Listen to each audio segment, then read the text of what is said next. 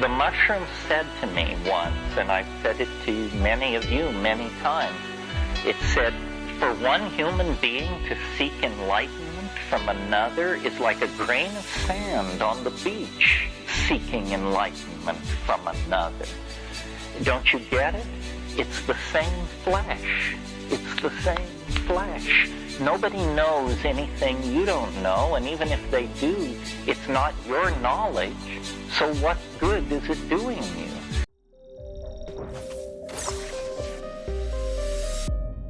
What is up, guys? Kevin Cage here with another cryptocurrency update, and we have a very interesting video today. We're going to keep it short and sweet. So first things first, 2 days ago on CNBC, ProShares Bitcoin Short ETF has launched. And I want you to listen to what this lady says. This is about a 20-second clip. So why now then? After Bitcoin has fallen off so much, it feels like the other one, the long futures ETF, Bitcoin ETF, was launched near the peak. This one, some might say, is being launched potentially near the bottom. Interesting. So we had the long ETF for Bitcoin launched near Bitcoin's all-time high price. And then now, after roughly even from this high all the way down, we've been going down for a good 12 weeks.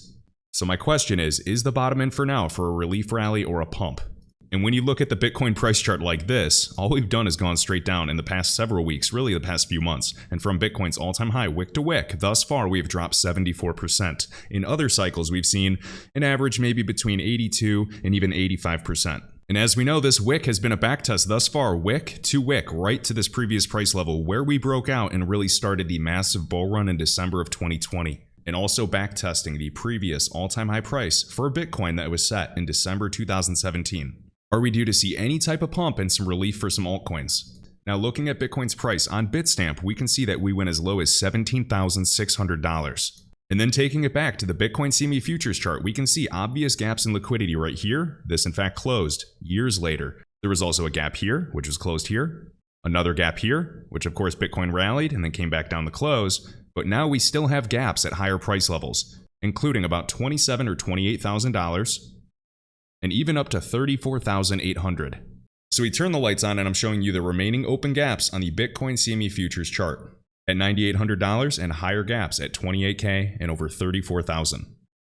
To get up to $28K, that'd be about a 30% pump, and then all the way up to about $34,800 is about a 65% pump. And yes, this would bring alts with it. Next up, the top 10 biggest custodians. Notice BNY Mellon, State Street, JP Morgan, Citi, Clearstream, Northern Trust, BNP Paribas, HSBC. Now what I want to point out is BNY, the biggest, $45 trillion. Then going to Polysign.io, you guys already know we have Arthur Brito, the founder of the XRP ledger. We have David Schwartz. We also have a former Ripple employee, the chief compliance officer, Antoinette. And then side by side, Tim Keeney, the retired vice chair of BNY Mellon. So out of the 5, we have 3 of them, a majority with Ripple backgrounds. So Tim Keeney on this board, who knows what XRP is, led an organization of 25,000 people, custodying 25% of global institutional assets. So when you see BNY Mellon, Bank of New York has been a very well-known Ripple partner. And just look how much money is behind these banks. Next up, according to Mastercard, 51% of consumers in Latin America have already made a transaction with cryptocurrency. I'm curious of what your guys' thoughts are about this, so let me know in the comments, but 51%. Now, my bet is that even if it's 50%, even if it's 30%, most of those users are doing speculative purchases on highly illiquid assets or maybe some silly NFT projects or, frankly, Dogecoin or maybe some shilly scam project. Next up, we have digital asset investors sharing this video, global interoperability for remittances, and check out this picture. Sits above all existing networks. We can see Visa, Stellar, Swift, Mastercard, Ripple, and Cello. We have the Mojaloop Foundation, and remember the gentleman behind this is the one that architected SwiftNet. Incredibly deep ties with the company Ripple. And also the W3C, or that World Wide Web Consortium, and we'll talk about them in the future. We have the World Bank and a variety of groups. Now this is going to allude to the next post about central bank digital currencies. So if you guys remember, I talked about this maybe 2 videos ago. In late 2020, we started to see DeFi assets take off. We saw lending platforms. We saw DEXs really start moving. We had layer 1s also have their own type of bull run or bullish cycle. We had oracles like Chainlink really leading the bull run before even the end of 2020 when Bitcoin and Ether started moving. So in that case, Chainlink was a leading indicator. So I'm always looking for other altcoins that potentially could be leading the way. We also witnessed some hype cycles and speculative cycles and maybe some utility along the way regarding metaverse and gaming tokens, even NFT projects. My question for you guys is, what crypto sector will be next? Will it be payments tokens? Will it be interoperability tokens? Which assets will have their own little bullish cycle within the macro? I was talking to some friends yesterday, and we want a bull run for alts that are 1, likely to become regulatory compliant or are already compliant today, according to a variety of central banks, and also focused on CBDC infrastructure. That is going to be huge. QNT has its own standard, check.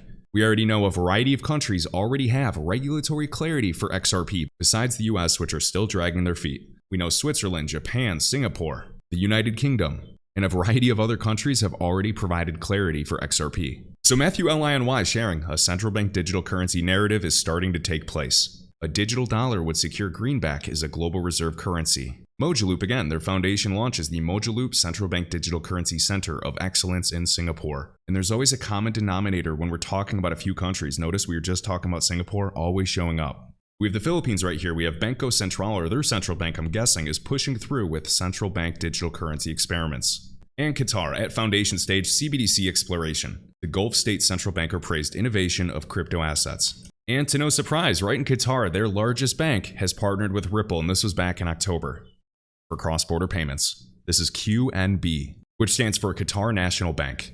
So QNB is the largest institution in the Middle East and Africa, with affiliate companies operating in over 30 countries. So yes, I do believe there's going to be a rippling effect in a variety of countries, including Turkey. Talking about the partnership with Bhutan Central Bank, another country that Ripple's working with piloting a private ledger for central bank digital currencies. And this announcement also comes after the central banks of Singapore and Malaysia joined last week. And this was posted in October, but I just wanted to bring it back. Next up, we have Cristiano Ronaldo partnering with Binance, one of the world's biggest exchanges. And yes, this is great for crypto, great publicity. Check this out. As CZ of Binance shares, he has 458 million followers. Unbelievable. On Twitter, he has over 100 million. And here you can see his Instagram, 459 million, with the Binance post, already 5.6 million playbacks. So any followers in a variety of other countries definitely know what Binance is now. So now his followers are going to begin seeing NFTs and getting welcomed into the Web3 community. And guess what? This is going to have a domino effect for NFTs, Web3, and crypto for not only more athletes, but other sports and professions. Next up, HBAR Foundation added again another partnership. Let's see, Lethos Ent, a newly formed AAA gaming and entertainment studio. This is led by The Last of Us, Days Gone, and Uncharted veterans. If you want to learn more, be sure to follow HBAR_Foundation. You can see different PvP and PvE games. We have Alex Becker with over 800 followers talking about his picks. He believes that Cosmos, Chainlink, Polkadot, and XRP are super underrated in that order. And also, if this can help anybody at all, just be a little more cautious, and I'm sure many of you can relate to this mistake. So I've accidentally sent an ERC20 token, a token that's based on the Ethereum blockchain, to the wrong crypto address more than once. One time I sent some altcoin to a contract address that I accidentally had copied on my clipboard, and I didn't double check it. And normally I double, triple check. And again, the money's gone. It was lost, you can't get it back. Or if you have Tether, USDT, or USDC, another stablecoin, always triple check and make sure you're sending it on the right network. If you send it on the wrong network, maybe on, let's just say AVAX, you could potentially lose your entire investment. So not fun, always triple check. Now, same thing goes for the XRP community and XLM community. Sometimes we have destination tags or we have memos. So if I have this address, I can copy and paste it and I can send XRP to that address.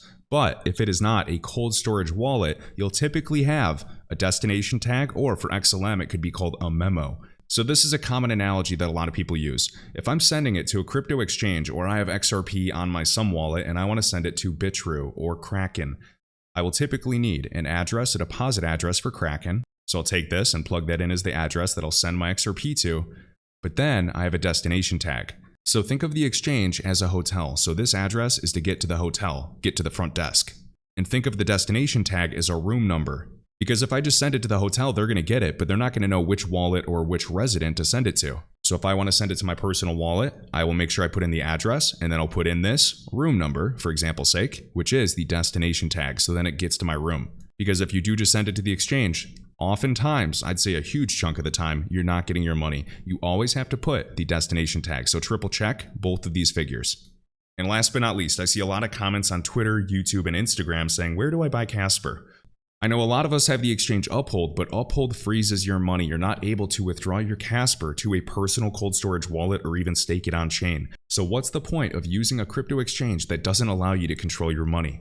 So as I've shared, I am boycotting Uphold until they allow us to withdraw our tokens. And I do have some Casper stuck there being held hostage. So forget about using Uphold for now. In my opinion, this is the best exchange to get Casper. This will be linked right in the top of the YouTube video description, along with, right on my homepage, if you go to my link tree, right to my link tree, right on the third one, you can see the Casper logo, buying Casper. Use this link for discounts, no KYC, no know your customer compliance, and you can withdraw up to 10 Bitcoin. Now, me personally, I did KYC and share my driver's license just so I can up that even more, but I think 10 Bitcoin withdrawals is plenty. And there's a variety of gems and new altcoins that are listed on this platform before they even get listed on KuCoin. And this exchange is called MEXC. And you can create an account right here. We do have a timer for a special giveaway. We have 27 days left.